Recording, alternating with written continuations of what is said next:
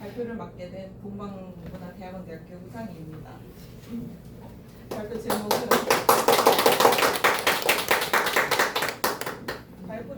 제목은 작건무 구전 지침에 나타난 공간 개념과 우연의 연속성입니다. 발표를 시작하기 전에 제가 질문을 먼저 좀 드리고 싶은데요. 혹시 바라춤 추시는 스님이 앞뒤 좌우로 이렇게 활개를 치면서 추는 걸 본 적이 있으실까요? 없습니다. 아니면 법당 끝에서 끝을 이동하면서 추는 작건무를 보신 적이 있으신가요? 있습니다. 없다고 해야 돼요? 없어야 합니다. 없어야 합니다. 저희에게는 없어야 합니다. 네, 작건무는 참 정제된 공간 범위 안에서만 추어집니다.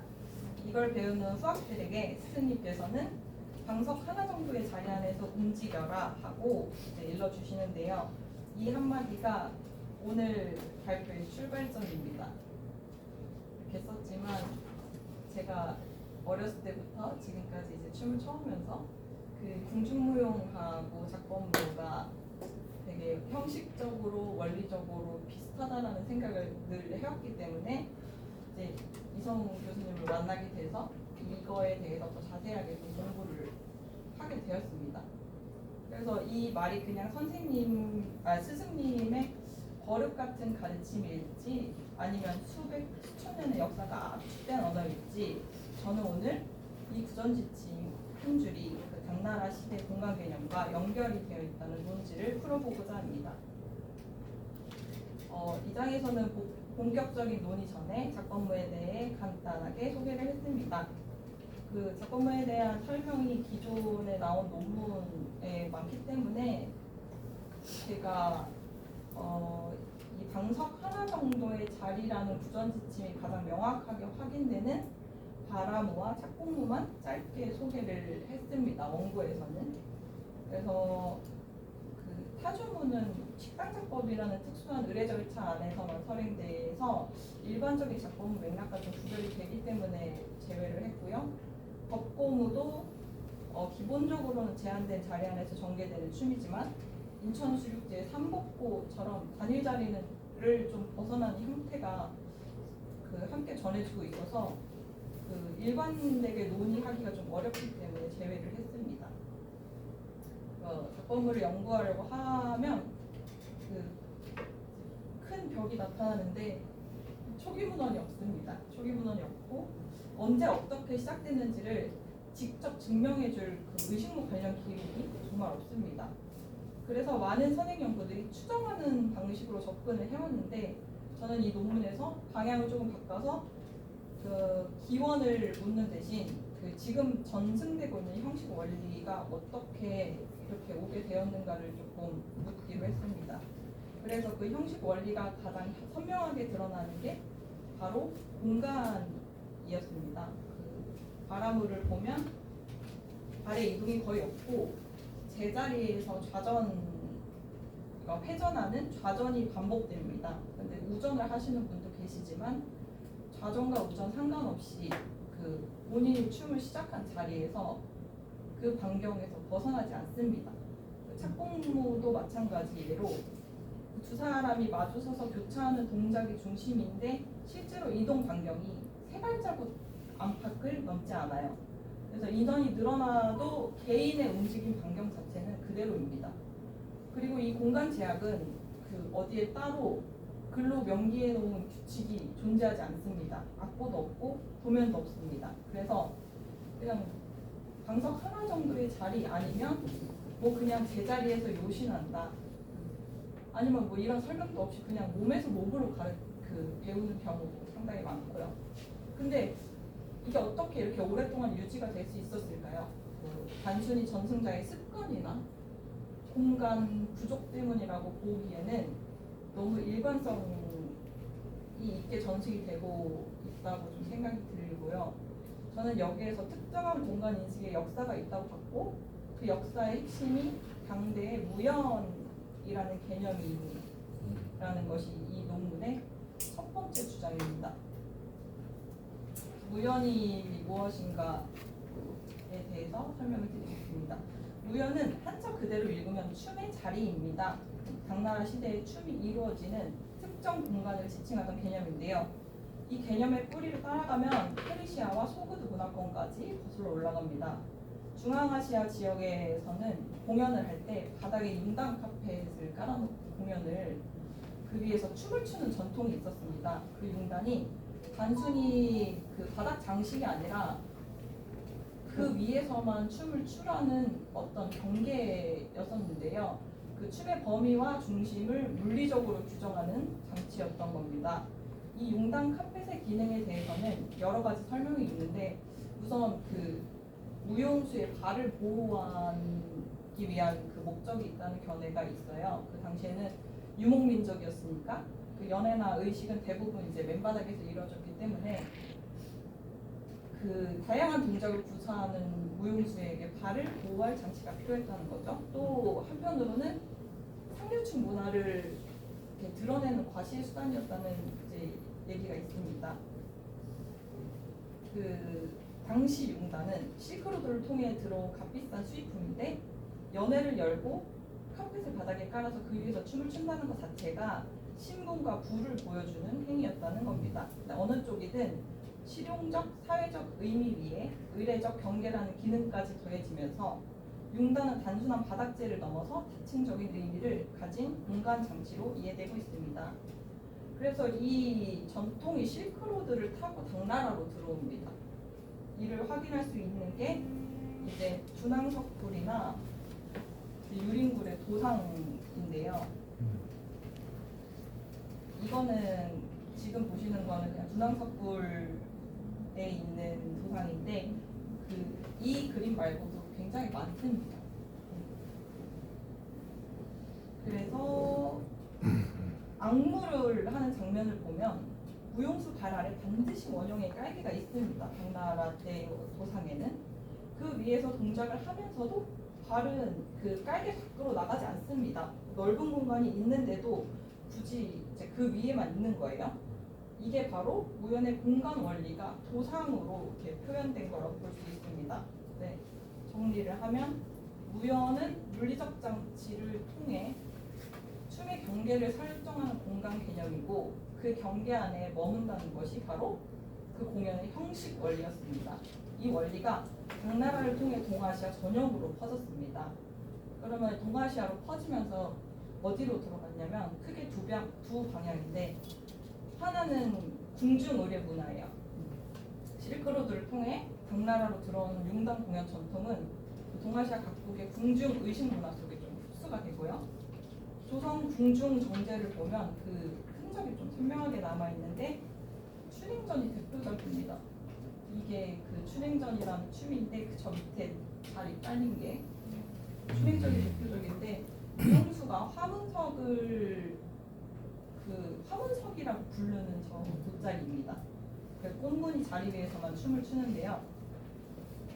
여기서 한 가지 짚고 넘어가야 할 게 이제 당나라가 전성기를 누린 건 7세기에서 9세기고 춘행전에 화문석이 기록된 거는 1828년입니다. 그럼 약 1000년의 시간 차이가 있어서 그렇게 오래 걸렸다면 이걸 뭐 연속이라고 볼 수 있을까요? 하는 질문이 이제 나올까봐 제가 미리 말씀을 드리자면은 어떻게 이게 문화라는 게 원리가 전달이 될 때 이게 물건처럼 바로 손에서 손으로 넘어가는 게 아니고 당나라의 융단 문화가 한반도로 또 바로 목사된 게 아니라 이제 불교 교리와도 중간에 만나고 궁중의례라는 이제 두 개의 통로를 거쳐서 되게 서서히 들어온 거기 때문에 실제로 한반도에서는 통일신라 시대 때 당나라 문물이 대거 들어오고 고려 때 송나라를 통해서 궁중정대 형식이 공식화되었고 조선에 와서 화문석이라는 이제 구체적인 형태로 이제 딱 나오게 되거든요.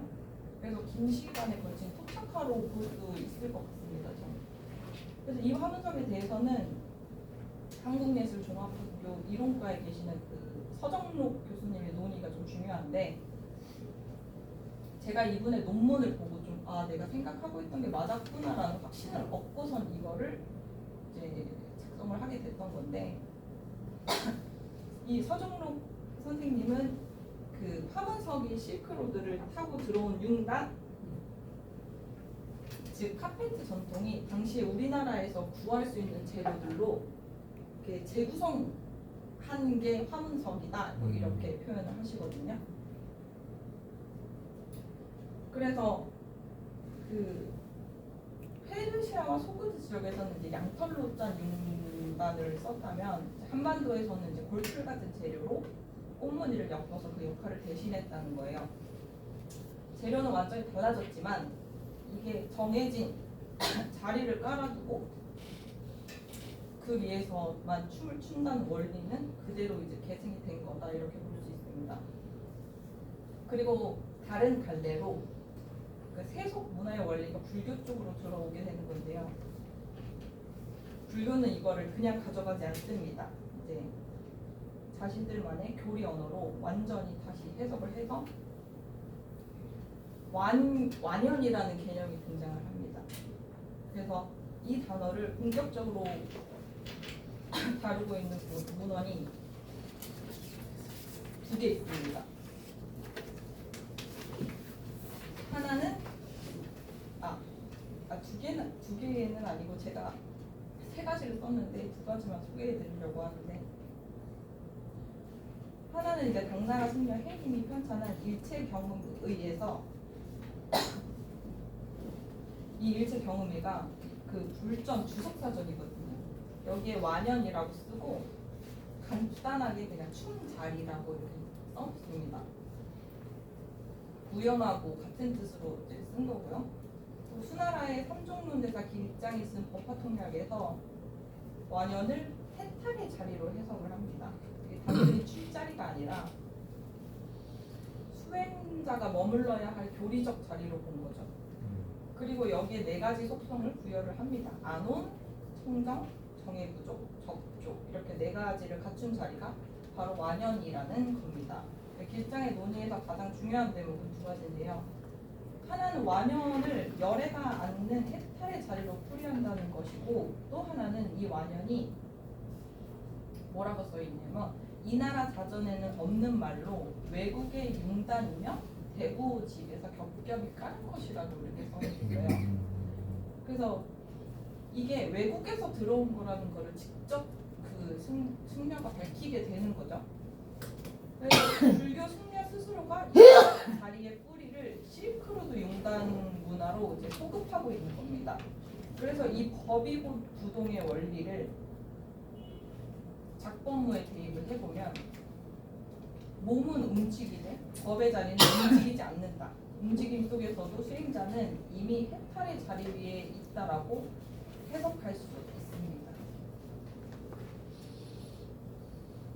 그래서 이게 이제 한반도로 넘어오면서 후대에 어떻게 계승되었는지를 보면 아까 잠깐 보여드린 것처럼 그 궁중 쪽에는 대표적인 사례가 그 춘행전입니다. 아까 사진을 보여드린 춘행전이고, 춘행전을 보면 그 화문석 위에서만 춥니다. 꽃무늬 자리를 벗어나지 않아요. 이 화문석은 단순한 무대 소품이 아니라 당대 무연이 지녔던 춤이 이루어지는 물질적 경계의 기능을 그대로 조선의 궁중 문화 안에서 재현한 거라고 볼 수 있습니다. 무연의 원리가 가시적인 물질의 형태로 이제 계승이 된 겁니다. 반면 작법무는 화문석 같은 명시적 장치가 없습니다. 대신에 구전 지침 아니면 그냥 그 동작 안에 그대로 들어가 있어요. 그래서 두 전통의 차이를 좀 선명하게 보자면, 춘행전이 무연의 물질적 전통이 이게 가시적 물질로 계승된 거라면, 불교 의식무는 완연의 교리적 논리가 이제 구전지침과 신체 규범으로 이제 내면화돼서 나올 수 있다고 볼 수 있는 거죠. 그래서 길장이 완연의 네 가지 속성을 부여했다는 사실이 여기서 의미를 가지는데, 물질적 장치 없이도 그 원리가 수행자의 신체 의식 안에 온전히 보존될 수 있는 교리적 근거를 이제 마련해 준 거라고 볼 수 있습니다. 그 구전지침은 바로 이 교리적 내면화의 언어적 형식입니다. 그러니까 춘행전의 화문석과 작법무의 방석 하나 구전지침은 사실 같은 뿌리에서 자라난 두 가지라고 볼 수 있고요. 하나는 물질로, 하나는 교리와 몸으로 같은 원리를 이어가고 있다고 볼 볼 수 있습니다. 이제 외형은 달라 보이지만 그 구조는 동형입니다. 이 비교가 가져다주는 의미는 작법물을 불교 내부에서만 고립적으로 이해하는 시각을 좀 넘어서게 해주고요. 작법물의 공간 형식은 동아시아 상층 의례 문화 전반의 형식 원리와 연결되어 있다는 거다라고 이제 좀 시각을 바꿀 수가 있습니다. 네, 결론은 이제 방석 하나라는 말의 무게입니다. 정리를 지금까지 말씀드린 걸 정리를 좀 해보면 핵심 주장을 세 가지로 요약을 할 수가 있고요. 하나는 물질적 층위, 무연의 전통은 궁중무용에서 화문속으로, 작법무에서 구전지침으로 각각 변용 지속되었다는 점이고요. 교리적 층위는 완연의 논리, 즉 수행자가 방편의 춤을 수행하면서도 법의를 벗어나지 않는다는 원리가 작법무의 공간 제약을 교의적으로 정당화를 합니다. 세 번째 의식적 층위에서는 이 공간 원리는 불교의식 전체의 신성한 구조 안에서 통합된 요소로서 단순한 실천 관행이 아닌 교리와 몸이 하나가 되는 수행의 장이라고 설명할 수 있다는 겁니다. 그러므로 작법무의 공간은 그 제약의 공간이 아니라 수행을 가능하게 하는 집중의 공간이고 해탈의 자리를 신체 언어로 현현한 형식입니다.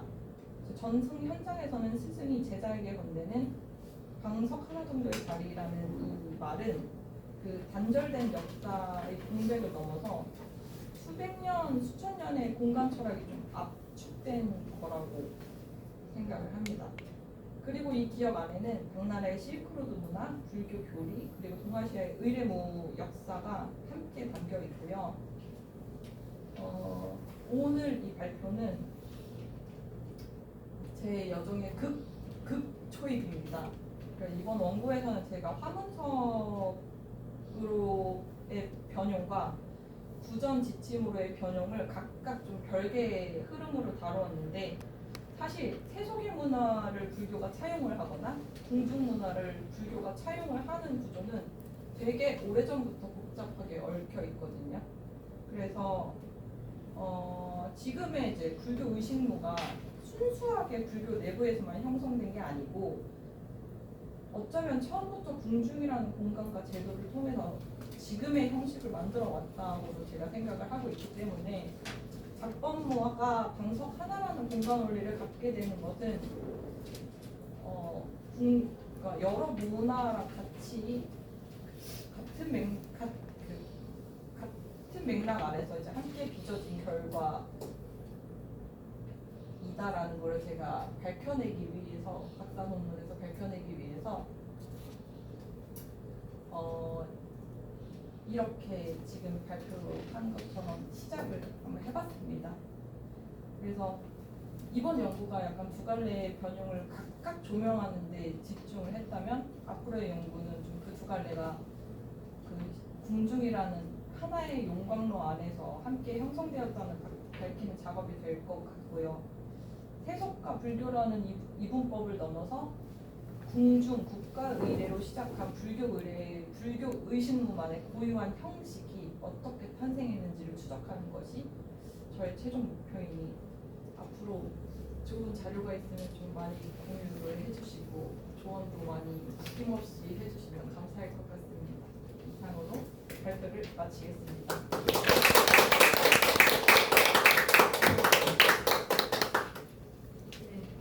우상희 선생님의 작법무 구전 지침에 나타난 공간 개념과 무연의 연속성이라는 발표를 주어진 시간 내에 정확히 네, 발표를 잘 마쳐주셨습니다.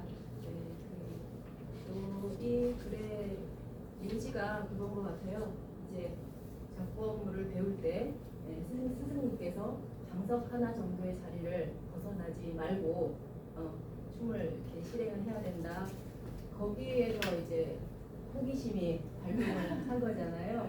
네, 그랬는데 초기에는 문헌적인 자료는 찾을 수가 없고 그러니까 본인은 기원을 찾는다기보다는 이제 좁은 공간에서 춤을 춘다는 그 발상, 무연에서 완연으로 이렇게 넘어가는 과정을 이제 밝혔던 것 있습니다. 네. 그래서 여기 먼저 우리 선행 기성의 연구자분들의 조언을 한번 들어보겠습니다. 먼저 우리 개미양 선생님께서 한번 말씀 해주실까요? 네, 아주 재미있게 잘 들었습니다. 융단이라고 했는데 이제 그 카페트라고 보면 되는 네. 거잖아요. 그런데 그 신라 시대에도 카페트를 썼다는 거 혹시 아시는지? 그 일본에 네. 동대사에 가면 정창원이라고 창고가 있어요. 그래서 신라 사신들이 물건을 가지고 가면 거기에 모아놓은 게 있거든요. 거기에 신라에서 보낸 카펫이 몇 개가 있어요. 아직까지 있다고 그러거든요. 그래서 아마 당나라하고 교류하면서 우리나라에서도 카페트를 썼고 거기에 신라 판 뭐 이런 이름으로 쓰는데 그 담요라고 하는 한자. 그래서 그게 아마 썼기 때문에 선물로 보낼 수도 있었던 것 같아요. 그리고 이제 제가 지금 화문석을 검색을 해봤더니 고려 시대에 고려 왕실이 이제 강화도에 가서 살면서 본격적으로 사용되었고 그 이전에도 신라 때부터 있긴 있었다고 하거든요. 그래서 그런 그 무용이나 뭐 동작이나 이런 것들뿐만이 아니라 실크로드를 통해서 신라까지 실크로드 카펫이 사용되었고 신라의 기술로 만든 것을 일본에 보낸 적도 있다는 거 그런 게 좀 말씀을 좀 드리고 싶었어요. 네. 갑자기 이게 화문석으로 바뀌지는 않을 것 같으니까 그래서 바닥에 뭔가를 까는 게 일본의 경우에는 다가미를 깔지만 우리 마곡사의 대웅전에 그 들어보면 전체가 쌀이나무로 다 되어 있는 거 혹시 아시는지? 네. 쌀이나무라고요. 네. 네. 그래서 그것도 재료는 다르지만 분명히 그런 카펫의 일종이거든요. 그게 이제 좀 더 정교하고 고급화된 게 그 강화도 화문석이고요. 그래서 그 아까 1차 사료가 절대적으로 부족하다는 그 말씀을 하셔서 이런 게 조금 연구 내용으로 좀 들어가면은 이게 좀 일부는 메울 수 있지 않나 그런 생각이 들고 아까 그 일체경의에서 완념이라는 단어 그 일체경의가 불교 사전인데 그 스님들도 잘 모르는 이국적인 물건이나 뭐 사물에 대한 사전이거든요. 그러니까 완념이라고 하는 게 분명히 실크로드를 통해서 들어왔다는 걸 확실히 알 것 같아요.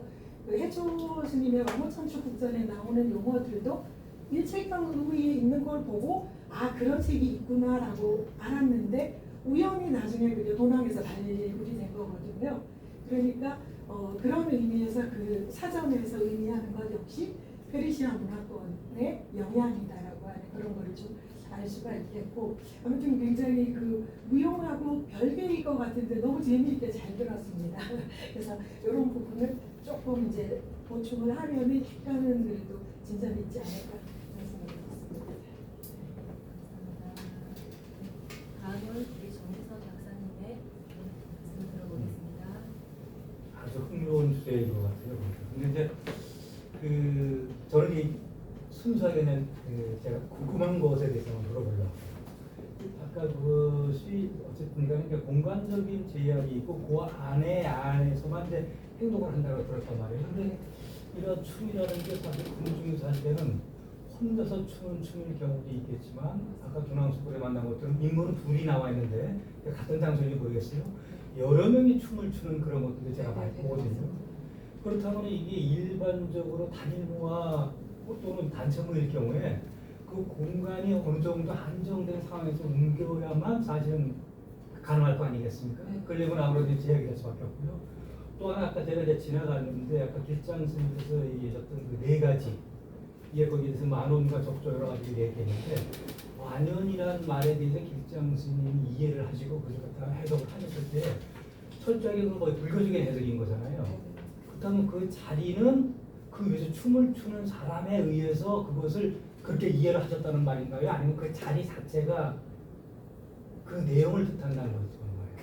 그 완연이라는 개념을 가지고 지금의 재본부가 왔다면 그 본래의 의미가 그러하니까 그렇게 쳐야 하는 게 맞고 그렇게 쳐야 하는 게 맞다고 생각을 하고요. 네. 그렇게 추는 게 불교 의식무라고 생각합니다. 그 일장 선생님도 그렇게 이해를 하셨다는 거잖아요. 길장 스님이 그렇게 이해하셨다고요? 이해하신 거 아니고. 네네네. 그럼 거기에 대한 그때 당시에 완연의 의미가 예, 지금의 작법무와 만났을 때 그 예, 예. 작법무를 어떻게 쳐야 되는 것인가. 그래서 그것 때문에 제가 좀 그랬었고, 그러나 사실은 제가 이제 이어왔던 작법무라든가 이런 모든 것들이 제가 알고 저는 이제 투기불교를 전공을 한 사람이다 보니까 투기불교적인 개념에서 보게 되면은 수행자가 이와 같은 것을 하는 것에 대해서는 심지어 비판까지 했었단 말이에요. 그리고 또 하나 그 제가 철저히 동하고 있는 것 중에 하나가 뭐냐면 방석 하나 거리에서 움직여라라고 하는 것은 사실 수행자가 팔을 이렇게 흔들고 가는 것도 사실은 그것은 계율에 위반되는 거라고 말씀을 하셨단 말이에요. 일정에서는 하물며 그럴진데 춤 같은 거는 뭐 또 말하라였겠죠. 다만 그 춤을 추는 사람이 과거에는 승려가 아니었을 거라는 거예요. 네. 그렇죠? 맞습니다. 네. 철저하게. 그래서 난 그것이 과연 현재적인 해석으로서 이 작법무를 얘기를 하면서 거기에 길장스님의 네 가지 해석을 드리는 것이 과연 어느 정도의 정확성을 지니고 있을까라는 것에 대해서는 약간 좀 의구심이 들어서 그 문제에 대한 것을 어떻게 좀 잘 접목을 좀 시키면 훨씬 더 좋지 않을까 생각해서 그 말씀을 좀 드립니다. 견해서 좀 그 초기 불교를 하셨던 분들이 뭐 불교 의식 뭐나 뭐 범죄나 이런 거에 대해서 약간 거부감이 있으시다는 거는 뭐 이해는 하지만 그렇다고 이게 제 생각에는 전통이라는 거는 분명히 의미가 있기 때문에 지금까지 전해져 온 거라고 생각하거든요.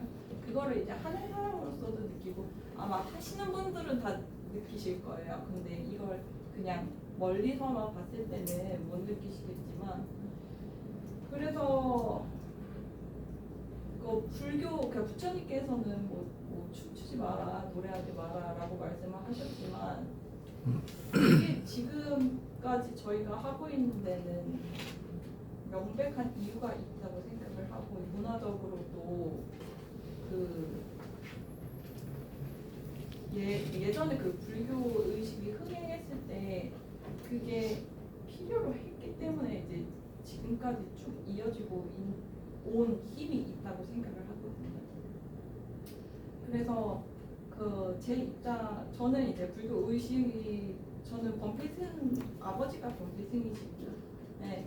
그래서 이제 범패 그 불교 의식 속에서 자랐기 때문에 최대한 이거를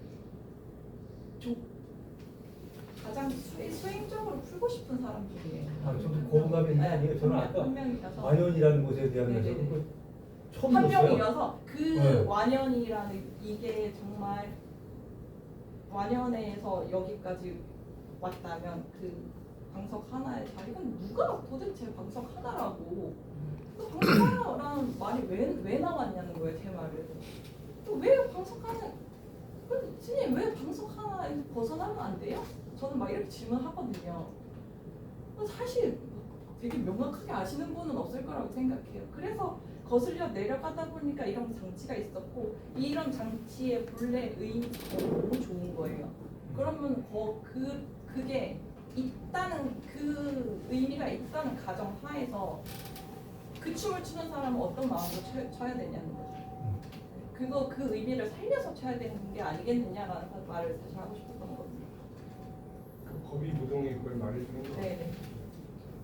그 불교에서 완연이라고 하기 이전에 페르시아에서부터 한성된 지역, 한성된 기관에서만 춤을 출 수가 있잖아요. 네네. 그렇게 시작은 그렇게 해석하는 거예요. 시작은 그렇게 해서 그게 이제 불교로 들어와서 의미를 좀 더.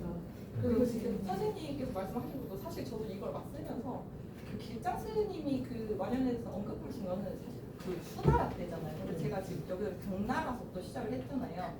네. 그래서 이게 맞나 싶다가도 사실 저희가 지금 눈으로 확인할 수 있는 그 도상에서 불교 안에서 그 카펫 위에서 춤을 출 수 있는 거를 눈으로 확인할 수 있는 거는 당나라가 가장 명확하기 때문에 제가 당나라를 좀 지정을 하는 게 있었습니다.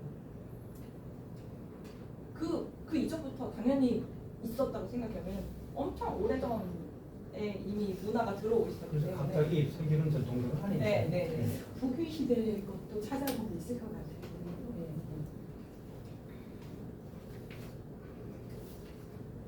네, 빨리 끊고 탁탁 나가야지. 알겠습니다. 네, 다음은 우리 선행 박사 학위를 소지하신 분들부터 의견을 한번 들어보도록 하겠습니다. 우리 강 교수님 먼저 말씀해 주시죠.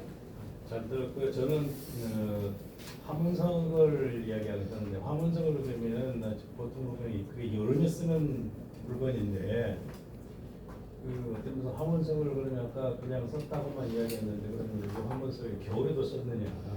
저는 아닐 거라고 보거든요. 겨울엔 춥기 때문에 화문석은 여름에 쓰는 그런 물건이지 겨울에 쓰는 물건은 아니라고 봐요.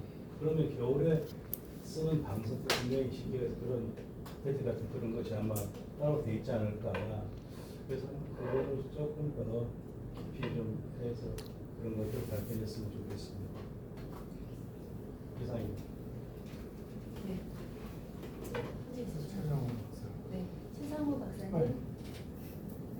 전 아는 바가 없어요. 너무 어렵고 용어 자체가. 그러면 가슴이 뭉클했단 말이라도 해야지.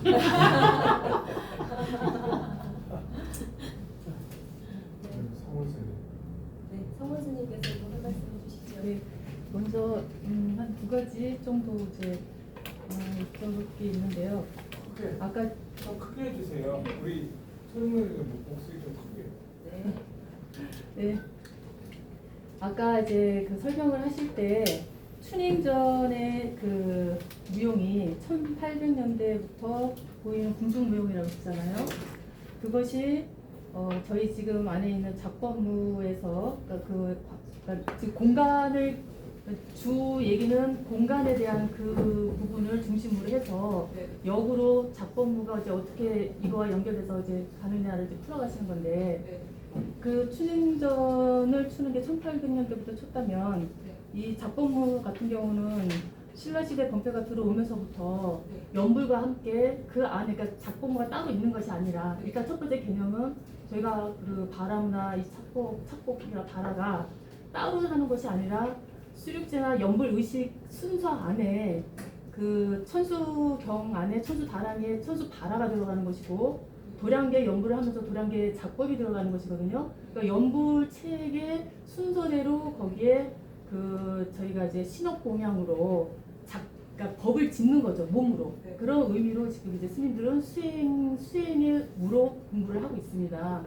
그래서 그것이 작법이 그 조선시대 이후에 갑자기 드러난 것이 아니라 번패의 어떤 그 연불 의식이 신라시대 때부터 지금 쭉 내려오는 전통 그 의식이잖아요. 그 안에 수륙제는 이제 송나라 이후부터 더 성행하게 된 것이고 있지만은 역으로 우리가 이제 확인을 할 때는 주로 이제 그 의식무 같은 경우는 감로탱화를 기준으로 해서 확인을 한 번씩 할 수가 있고 고증을 할 수가 있다고 저는 생각을 하고 또 공부를 해왔는데요. 감독탱화 같은 경우는 지금 고려시대 때 감독탱화는 없습니다. 그러니까 조선시대 때부터 나타나게 되거든요. 그러니까 조선시대 때도 1580년대 이후 거는 제일 오래된 게 그 건데 그거는 일본 박물관에 있어요. 한국에는 없어요. 한국 거는 1592년도 이후에부터 이제 임진왜란을 기준으로 해서 그때부터 이제 감독탱화가 스님들이 번패의식이 진행이 되는 게 거기에 이제 드러나고 있거든요. 그 초창기의 감독탱화 쪽을 보면은 지금의 스님들이 작법무를 하고 있는 그 복식이 아니에요. 흰장삼의 홍가사가 아니라고 해요. 장삼을 입고 착복을 했어요. 그리고 고깔도 지금 이렇게 우리가 지금 이렇게 거룩하게 위에 이제 그 부처님 관이 이렇게 그려져 있고 그렇게 하지만 과거에는 가벼운 그 고깔 있잖아요. 고깔을 쓰고 장삼을 입고 착복을 했던 그 기록이 나와 있습니다. 이게 초창기예요. 그리고 그게 1580년. 예, 그러니까 1500년대 이후에 네, 그러니까 임진왜란 이후 네. 1592년 이후죠. 그러면 그때는 이제 광세로도 착복을 합니다. 광세나 꽃을 들지 않았어요. 지금 이제 꽃도 들고 하잖아요. 그러니까 이제 이 복식의 변천도 있는 거거든요. 그러니까 지금 꽃을 들고 하는 거는 1800년대 이후예요. 1800년대 이후에 이제 강력행하로 기준에서 드러나고 있는데 이제 제가 이제 질문을 하는 게 아까 이제 그 무연과 완연의 어떤 그런 변천 그걸 갖고 이제 말씀을 하셨는데 지금 이제 선생님은 아까 이제 말씀을 하셨을 때 그러면 이 역으로 이 착보무가 일반의 이제 그 이 저기 뭐야 민속에 있는 그것이 절에서 받아들여서 이제 불교 의식으로 정착이 됐다고 아까 얘기를 하시는 건지요? 왜냐면 아니 그렇게 말- 단정하는 건 아니 그러니까 말 안에 처음에는 일반 제가자들이 쳤던 것이 스님들이 의해서 추계된 거라고 아까 표현을 좀 하셨거든요. 그러면 춘행전이란 거는 1800년대 이후에 나온 건데 스님들의 의식문은 그 이전부터 이 감로도에서부터 증명이 네네. 되고 있거든요.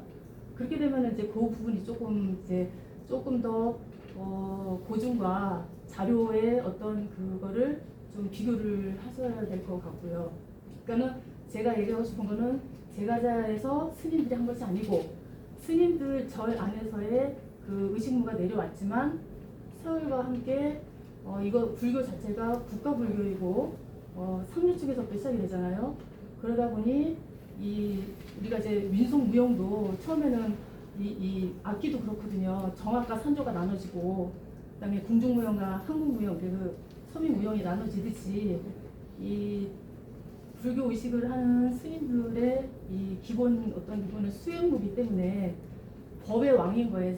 부처님께서는 법의 왕의 그 자리에 그 의배에 맞춰서 아무래도 궁중의 어떤 그러한 무연 의식이라든가 어떤 그런 것이 형식적인 거는 들어올 수는 있다고 봐요. 들어올 수는 있다고 보지만 거꾸로 스님들이 배워서 그거를 이제 뭐 화무적인 어떤 그런 정제 안에 추는 그거라고는 저는 이제 그거는 한 번 더 이제 생각을 해야 되지 않을까라는 생각을. 스님들이 배워가는 그 취지는 아니었고 사실 저도 이 작법무가 원래 중국에서 넘어온 거였으면 했었어요 사실. 그래서 이게 계속 스님 전통이어야 한다고 생각을 했었고 인정하고 싶지 않았던 사람 중에 한 명인데 이게 중국 쪽에서는 중국에서 수륙제가 넘어왔는데 중국에서는 수륙제를 설행할 때 민간인이 춤을 췄어요. 스님이 중국에서 바라춤을 추고 착공을 췄다는 기록이 없어요. 그래가지고 제가 거기서 좀 충격을 저도 충격을 받았던 거거든요. 중국에서 온 건데 중국에서 바라춤이 온 게 아니야? 착보무가 중국에서 우리가 배웠던 게 아니어서 중국에는 스님들이 춤을 추지 않았다. 그러니까 중국은 중국 자체에서 전승이 되는데 그렇게 방향이 된 거고 한국은 한국 본패에서 전승이 됐을 때 감로도를 기준으로 그 표현된 거를 보면 스님이 직접 그 고깔과 장삼을 통해서 수행의식, 수행무를 이제 그 시연을 하는 것이 재현이 돼 있거든요. 근데 어쨌든 그 1980년 하고 그 질문의 요지가 뭐예요? 그러니까는 그래서 질문의 요지는 그러니까 스님들에 의해서 이게 거꾸로 그러니까 제가자가 한 거를 절에서 스님들이 받아들였다. 이제 아까 그런 표현을 좀 하셔갖고 네. 의식무가 그렇게 진행된 거는 아니라고 우리도 그렇게 말씀- 생각하는데 그 말씀을 드리는 거고요. 아니 우리도 그렇게 생각을 해요. 네. 하는데 스님 입장이 반대라는 거죠. 그렇죠.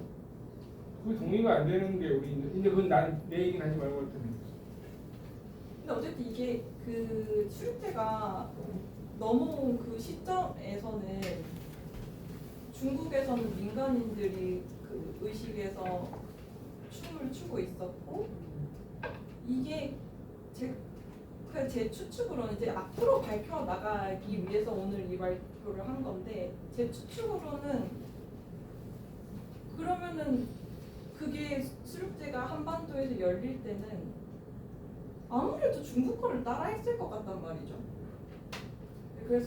그래서 뭐 연구론 스님들이 하시되 춤은 민간 무의가 쳤을 것이다. 근데 이제 그렇게 생각하는 기점은 숭유업불 이후인데 숭유업불 이후에 국가 의례가 이제 막히고 개개인의 사찰에서 의례가 설행되면서 스님이 쫓겨났는데 궁녀를 갖다가 이제 춤을 추게 할 수는 없었을 거란 말이에요. 네. 그러면 누가 해야 되냐? 우리가 해야지. 저는 약간 이런 길로 지금 추측을 하고 있는 상태여서 거기에 대해서 이제 계속 파고파고 있는 거기 때문에 아직까지는 뭐 확 단정할 수는 없고 그 춘행무 같은 경우도 1828년에 기록이 있지만 그 전에도 정제는 계속 추워졌기 때문에 예. 왔기 때문에 그 이 연도에 연연을 할 게 아니라 이 형식에 이런 형식이 있는 춘행 이게 대표적인 결정체입니다. 그리고 이제 제가 보여드렸던 예시였어가지고. 근데 지금 선생님이나 성훈 선생님 말씀 다 좋은데 이거 이제 변화사를 봐야 된다고 봐요. 변화사. 예를 들어서 지금 수륙제나 어느 연산제나 할 때 사면육각은 제가 합니다. 공중 악사들이 하는 거예요. 무용도 공중 악사가 했다고 보는 거예요. 우리 입장에서는 보는데 종묘 제례학에서는 악가모가 들어갑니다. 악가모가 들어가면 우리 불교 의례도 국가의례였어요. 국가의례였는데 1516년 이후부터 불교 의례가 국가의례에서 제외되죠. 제외되는데 간현악은 불러오는데 무는 누가 할 거냐의 문제가 나와요. 옛날 그 왕실에서 달회를 할 때 노래를 부르고 나면 반드시 춤을 췄대요. 국민 무용악단들이 췄는데 그러기 때문에 옷도 모형도 옷으로 바뀌잖아요. 착공무가 됐든 나비무가 됐든 그것도 이따 얘기를 해야 되는데 한꺼번에 다 하려면 시간이 많이 걸려요. 근데 오늘 여유가 있으니까 얘기를 하고 있는데 어쨌든 성원 선생님이 말씀한 것도 존중하고 하는데 예를 들어 중국의 수족지 어디 가도 스님들이 춤 안 춰요. 근데 우리 스님들이 하는 거는 호적은 부르잖아요. 사면육각에서. 그렇지 않나요 지금? 나머지 하나요? 안 하잖아요.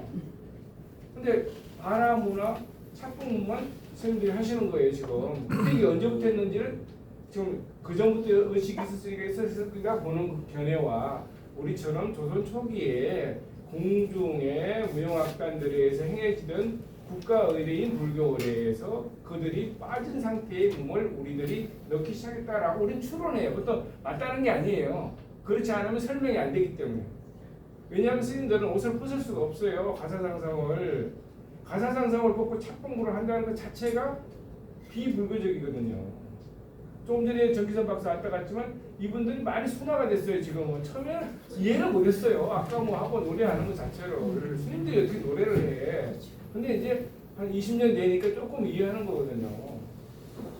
그런 것도 생각해 볼 필요가 있어요. 불교의 안에 지금 의식이 많이 소락되고 줄어들었는데 예전에 큰 제 같은 건 반드시 사면육각이 같이 했었어요. 지금도 좀 제가 가면은 분명히 그분들을 식격해서 불러서 한다고요.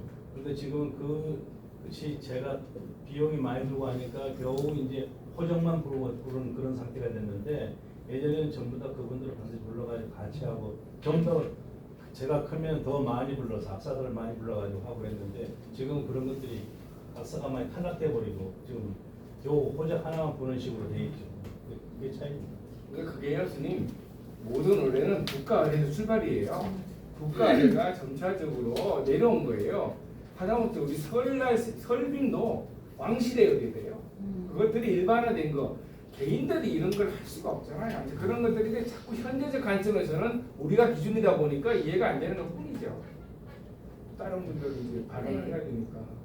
네, 시간이 좀 많이 지났는데 한 2분 정도만 더. 네, 저 다 해야지. 한가요? 우리가 시간 되셨습니까? 연관순이. 네, 그러면 이제 순서대로 하겠습니다. 무에스 먼저. 네. 아, 무예스님은 발표자인데 시켜.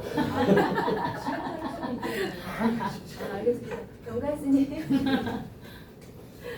사실 굉장히 무예스님은 또 2학 3학기인데. 할 수 있죠. 궁금한 게 있어요. 안 돼. 사실 굉장히 재밌는 주제고 또 어떻게 보면은 저도 작법을 하고 권태를 하는 입장에서 아까 정기선 선생님 말씀하셨듯이 스님들은 노래고 춤이고 절대 해서는 안 되는 일인데 그거를 하고 있는 우리가 과연 그것에 대해서 정체성을 어떻게 잡고 가야 될 것인가, 이것의 유래와 또 역사와 또 교리적인 의미를 토파보는 게 굉장히 의미 있고 가치 있는 일이라고 생각이 되고요. 그래서 굉장히 재밌게 잘 읽었습니다. 근데 중간에 이제 무연과 또 완연, 그다음에 또 그 방석 하나 정도의 그 공간에 대해서 연속적으로 하나의 그 괴를 같이 하면서 계속 말씀하셨는데, 제가 알고 있는 제가 과문해서 그렇겠지만 제가 알고 있는 그 당시에 무연의 장소는 굉장히 큰 걸로 알고 있습니다. 카페트 자체가 그 당시에는 작은 카페트는 회교도가 들어온 이후에 이제 작은 카페트가 만들어졌고, 그 이전에는 굉장히 큰 공간에 카페트를 만들었다고 저는 그렇게 알고 있었습니다. 그래서 일본의 아악 같은 경우도, 가가쿠 같은 경우에도 당나라 때의 어떤 형식을 그대로 재현을 하고 있는데, 거기서 보면 한 7, 8평 되는 그 정도 되는 무대를 갖고 하고 있습니다. 그래서 사실 어떻게 보면 이 논문의 그 논지가, 흐름이 방석 하나 정도의 작은 공간에서 의식을 하는, 춤을 추는 그런 어떤 역사적 흐름을 통해서 내려왔다라고 얘기하고 있는데, 제가 알고 있는 그 역사적 사실에 빗대어 보면은 좀 논지에 어긋나는 부분이 있지 않을까 싶어서 그 부분을 한번 확인을 해주시면은 더 좋은 논문이 되지 않을까 싶습니다. 개개인 공간을 그 정도 가지고 있는 게 지금 전체적인 공간이 가장 네, 되게 개개인 개개인 네, 다음으로는 아마 저기 뭐야? 후반 선생님이 너 선배잖아. 네, 고가진 아이고. 하셨습니다. 저는요, 아까 이제 오늘 잘 들었어요. 그 춤에 관한 거는 정말 저는 무인이 먼저 하면서 이렇게 그 스님들이 이렇게 하지 않았나, 그게 되게 와닿고요. 그다음에 이제 또 1000년 동안에 뭐 이렇게 우리가 유래가 내려온다는 거, 그거 되게 와닿습니다. 네, 감사합니다. 네, 다음은 질문했어요. 감상. 네. 참 훌륭합니다. 네, 다음은 우리 휴정 선생님께서 한 말씀 해주시겠습니다. 아니 저는 얼마 되지도 않았는데 네, 소감이라도요. 저는 어쨌든 잘 모르긴 하지만 너무 감동받았고요. 그리고 한 가지 제가 조금 이제 김정호 선생님. 좀 한마디 할 거는, 아까 이제 그 방석이 하나에 물질적, 교리적, 의식적인 거가 들어간다 그랬잖아요. 너무 좋은 뜻이었고 좀 구체적으로. 구체적으로. 그러니까 이제 거의 춤추는 그 스님뿐만이 아니라 이제 주변에 있는 사람들까지도 이제 그런 물질적, 교리적, 의식적인 그런 거가 들어갈 수 있는 내용을 좀 설명해 주시면 좀 좋지 않을까라는 생각을 해봤습니다. 네, 그리고 내용이 너무 좋았습니다. 네, 감사합니다. 네, 다음은 우리 김종호 예. 선생님께서 저는 저기 무연, 완연 참 새로운 단어를 많이 배우고 또 재밌게 들었습니다. 너무 많은 것을 새롭게 배우고 있습니다. 한번 더 드릴까요? 아니, 이건 저거 나중에 내용인데 작법무에서 실기해서 예전에는 어르신들이 왼쪽으로 도는 분, 오른쪽으로 도는 분 이렇게 자유롭게 쳤대요. 근데 송암 스님께서 나중에 이제 말씀하신 시계 방향으로 돌았으면 좋겠다, 이렇게 그렇게 돌아라 해가지고 지금 거의 이제 발을 치시는 분들이 한쪽으로 이렇게 도는 쪽으로 지금 그렇게 형성이 되어 있습니다. 그러니까 그런 거 하시고, 아까 제가 앞에 뭐 이야기하셨다 하는데 나비춤 이 용어는 조금 앞으로 우리가 개발해가지고 작법무라든가 또 법무라든가 이게 작법무 이렇게 구분을 해가지고 용어를 썼으면 하는 생각입니다. 여기 발표는 또 작품으로 해놨던데. 예. 네, 근데 착공으로 다 써놨는데 근데 나비무란 말을 많이 쓰고 있는데, 네. 물론 이묵스님 쪽에서는 그걸 버려야 된다고 저도 수없이 세뇌가 당해 있어요. 근데 너무 많이 쓰니까 세상 사람이 쓰는 게 옳은 것이 아닐지라도 너무 많이 쓰면 어쩔 수 없이 따라 쓸 때가 많거든요. 그럴 때 우리가 어떤 스탠스를 취해야 될까는 고민해봐야 돼요. 그걸 그래서 그런지 그걸 우리가 계속 그냥 납임으로 해야 되느냐 이건 제가 생각해 볼 때는 좀 저는 좀 그 용어가 좀 안 맞는다고 생각하거든요. 근데 저도 안 맞는다 생각해왔는데 하도 많이 쓰니까 그걸 쓰면서 설득해야 되겠다는 생각을 네, 했어요. 그래서 우리가 용어를 재정립해서 두 가지로 저는 이제 뭐 제안하자고 했는데 바람은 그냥 쉽게 해서 작법무 또 우리가 쉽게 해서 이 도량이라든가 이런 건 착복무 이렇게 조금 용어를 하든가 아니면 법무라든가 아이, 전체가 작품무고요. 네. 작품무는 전체를 말하는 거고 그 다음에 바람무늬, 타주무늬, 복공무늬 그런 착복무를 그럼 어떻게 붙여야 착복무지. 되나? 근데 그게 나머지 이제 착복무지. 그런 식으로 용어를 좀 해가지고 우리가 구분해서 우리끼리라도 해서 그것이 전체적으로 퍼지게끔 해야지. 아니 지금 저기 천에다가 계속 하는 말이 작품무란 말을 법무란 말로 쓰잖아. 내가 범패, 법무, 불교 하늘 범자 범패라고 했으니까 법무라고 해야 된다. 근데 그걸 우상희 선생이 좀 평생 안에 여기다 해가지고 좀 예. 하시기 바랍니다. 아니 20년 이상 걸려요. 하나의 용어를 적착시키게요. 이제 아버지가 저기 있는 법성 스님하고 저 홍기 선생하고 네. 나지용 나시오. 네.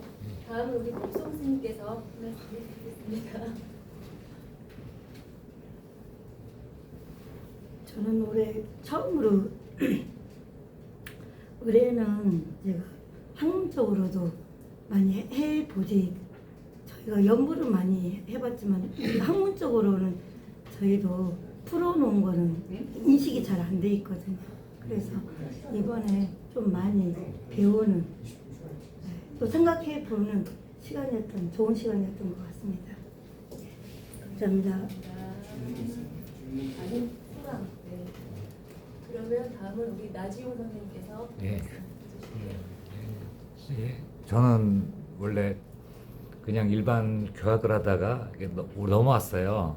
그래서 선생님의 발표를 갖다가 다 이해는 못하고 있는 상태인데 예, 솔직히 그때 뭐 시간이 지나면 하겠죠. 근데 선생님께서 아까 길장 스님의 정의를 말하셨잖아요.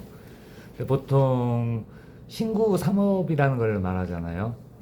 근데 무용에서 신구 산업이라고 할 때 보통 선생님 지금 한계 시간이 끊는 상태잖아요. 약간 그게 연결을 했을 때 보이는 부분이 있는데 그것도 한번 신경을 써보시면 어떨까. 예, 약간 그런 식으로 예, 좀 그 정도 생각만 듭니다. 잘 들었습니다. 네, 다음은 우리 홍원기 선생님께서 네, 하실 말씀 해주시기 바랍니다. 저는 그 춘행전이나 이런 춤을 보기는 했는데 그 자와 우를 도는 거에 가지고 자로 도느냐 우로 도느냐 하는 거에 대한 거를 보면 우로 도는 것과 자로 도는 것에 의미가 있는데 이 춤 작법무도 일반 법회에서는 안 하잖아요. 그냥 영혼을 달래기 위한 춤이었던 거 아니었나라는 제가 이렇게 봐왔던 거는 그 천도제나 뭐 이런 걸 할 때 이런 춤을 췄잖아요. 바라춤을 추고 이런 거. 그러면 일반인들을 위한 법회의 의식은 아니었을 것 같고 영혼을 달래기 위한 것인데 그럼 좌우의 의미도 있지 않을까라는 생각이 좀 들었습니다. 좌우의 의미가 있다고 하시는 분들도 계시는데 근데 그게 약간 제가 쉽게 말씀을 드릴 수가 없는 게 근거를 못 찾아서. 근데 저는 이제 그거를 어떻게 생각을 하냐면은 그 주역에서 보면 좌우와 그 의미가 다 있잖아요. 예, 그러면 순행과 역행의 그것을 보면 순행은 우리가 살아가는 거고 죽음이라는 것을 맞이한 거는 풀어가는 거죠. 다시 돌려가는 거니까 그런 의미도 있지 않았을까 싶은 생각이 좀 그런 들었어요. 식으로 이제 설명하시는 분이 많은데 제가 시간이 되면 거기까지 한번 파보겠습니다. 네, 잘 들었습니다. 한번 밝혀보겠습니다. 근데 지금 말씀한 것 가운데 옳은 말씀도 되지만 또 다른 생각이 있을 수 있는 게 춤이나 이런 것들은 망자를 위한 의례에서만 쓰여진다고 말씀을 하셨어요. 아니 이제 이 지금 제가 이제 지금 주로 그렇게 쓴다는 거잖아요. 불교에서 쓰는 네, 춤. 불교에서. 예. 그러니까 이게 이건 선생님 탓이 아니고 우리들이 이런 법회를 산자를 위한 법회 따로, 망자를 위한 법회 따로라고 근래에 해온 것들이라는 근래에 오면서부터 그렇게 하는 바람에 대부분 이제 홍 선생이 생각하듯이 남들도 다 그렇게 생각할 거예요 아마. 그러니까 주로 지금 그러니까 지금 보여지는 게 지금 그렇게 해왔으니까. 근데 우리는 그렇게 해오지 않았어요. 원래 불교 내용에는 이게 육도 중생이라고 하면 산사는 다 들어가요. 그 육도 중생을 위한 법회인데 망자를 위한 법회 천도지 따로, 산자를 위한 법회 따로가 되어버렸어요. 근래 와가지고 이건 우리 불교계 스님네들이 운용을 제가 볼 때는 잘못해온 거라고. 그러면 더 하나 덧붙인다면 초기 불교에서는 악가무가 없는데 왜 한국만 유독 이렇게 전승을 했을까라는 생각도 저는 사실 들거든요. 근데 그 말은 뺀 건데. 조금 전에 얘기했잖아요. 이 악가무는 유학에서 종묘 제례에서 들어가는 악가무가 조선 초기에 불교로 왔다는 거예요.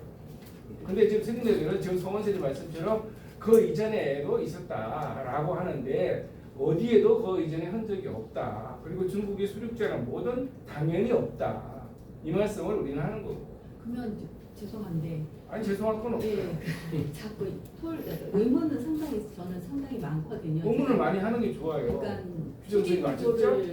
초기 불교를 접하고 부처님 그때 당시에 어떤 법문을 접하고 이제 한국 불교를 먼저 접하고 나중에 초기 불교를 공부를 하게 되다 보니 너무나 혼란스러운 상황이고 이제 또 가서 보니 또 더 혼란스럽고 이런 상황인데 좀 그게 좀 아까 이렇게 이제 이렇게 얘기하셨던 전승에서 이렇게 내려오지 않았나. 그럼 이제 민가에서 했던 민가라고 하면 뭐하지만 그 춘행무도 궁중에서 쳤던 궁중무인데 그거의 전설은 그냥 새가 나뭇가지에서 너무나 노는 것을 좋게 보고 발달된 게 뭐 춘행무다 이렇게 말을 하잖아요. 그러니까 그것을 이렇게 접목을 시켰어라는 생각에 저는 어쨌든 저는 한국에 그 당시에 있었던 문화들이 영향을 미치지 않지는 않았다고 분명히 생각을 하고요. 이게 범패랑 작법물을 정말 춤과 노래로 이해하면은 초기불교 하시는 분들이 굉장히 혼란스러울 수 있는데 그 범패는 소리로 이해를 하셔야 돼요. 이 에어컨 소리가 소리 나잖아요. 그게 하늘의 소리라고 하잖아요. 범패는 소리로 이해를 하셔야 되고 작법문은 몸짓으로 이해를 하셔야지 이게 그 혼란에서 좀 벗어나실 수 있으세요. 그러니까 산 사람이 보든 죽은 사람이 보든 그 몸짓하고 소리를 보고 듣고 느낄 수 있게 하기 위해서 이제 하는 행위들이기 때문에. 근데 아까 지금 얘기하실 때 해탈이라는 말을 쓰셨잖아요. 네. 이걸 행위를 하면 해탈을 한다라고 말을 했기 때문에 해탈하는 것처럼 쳐야 됩니다. 근데 그렇게까지 가기까지가 사실 정말 쉽지 않습니다. 그래서 이게 본질적으로는 나도 해탈을 해야 되고 보는 사람도 해탈을 시켜야 되고 보는 영가도 해탈을 시켜야 되는 게 이게 작법모가 주어지는 목적이라고 저는 생각합니다. 네. 거기에 한 마디 더 붙인다면 연구를 하다 보면 자기의 무아지경에 빠져갑니다. 네. 그래서 그 무아의 상태에서 추면 작법도 마찬가지로 본다면 이게 말로 표현은 할 수 없지만 알아듣고 이거 학술적으로 사실 증명하기 좀 힘들어요. 선생님 간단해요. 조금 전에 말한 신구의 삼업으로 표현하는 거예요. 네. 신업공양 네, 삼업으로 신업공양이 신구이잖아요. 소리. 이게 조금 관상은 끝 아니에요. 그런데 이게 초기 불교적 관점에서 보면 다 잘못된 거라고 보여지는데 문화는 표현이 시대에 따라 달라지는 것뿐이에요. 이게 학술적으로 증명하기 어려운 부분 때문에 사실 의례라는 이 분야가 더 어려운 것 같기도 해요. 어렵기는요 더 쉬운 거죠. 네, 그러면 여기 계신 모든 분들이 다 발언을 하셨지요? 네. 네. 그러면 제가 이제 질문하고 싶은 게 있었는데 일단 그런 질문도 가능할 것 같습니다. 이 방석 하나의 자리라고 하는 게 아무래도 바라무라고 하면 이 바라라고 하는 악기의 특수성이 위험해요. 그죠? 네. 휘두르면 위험하다고요. 그렇기 때문에 공간을 제약하거나 제한할 수도 있지 않았을까 하는 의문도 가능합니다. 그러니까 거기에 대한 어떠한 것도 있어야 될 것 같고, 그리고 이제 그리고 제가 얘기하고 싶은 거는 불교적인 그 이론적 근거, 지금 해림과 길장에서 찾았잖아요. 특히 길장이 완연이라는 말을 세탁상이라고 쓴 거는 완연이 법화경 비유품에 그거 나오잖아요. 양거, 우거, 눈거. 거기서 대배국어 위에 까는 자리가 완연이에요. 네, 그래서 그 맥락에서 이 길장이 그 자리를 해탈상이라고 자기가 해석을 한 겁니다. 사람들에게. 네, 그렇기 때문에 그렇게 하고 들어가서 하면 그 작법을 하는 이 제한적인 자리를 해탈의 자리로서 굉장히 이론적으로 탄탄하게 뒷받침할 수 있는 근거가 될 수 있지 않을까. 그러니까 그 길장이 왜 이걸 해탈상으로 표현을 했는가에 그 한 번 더 들어가서 1차 자료를 보셨어야 돼요. 근데 그거를 놓치신 것 같아서 그걸 그건 제가 말씀을 도움을 좋은 지적을 하셨는데 대부분의 자리가 네. 그래서 이런 자리가 필요한 거예요. 네. 그러면 이제 우리 우상희 선생님 발표하시느라 고생하셨고요. 네. 잠시 쉬었다가요. 45분에 다시 만나도록 하겠습니다. 네, 휴식 시간입니다.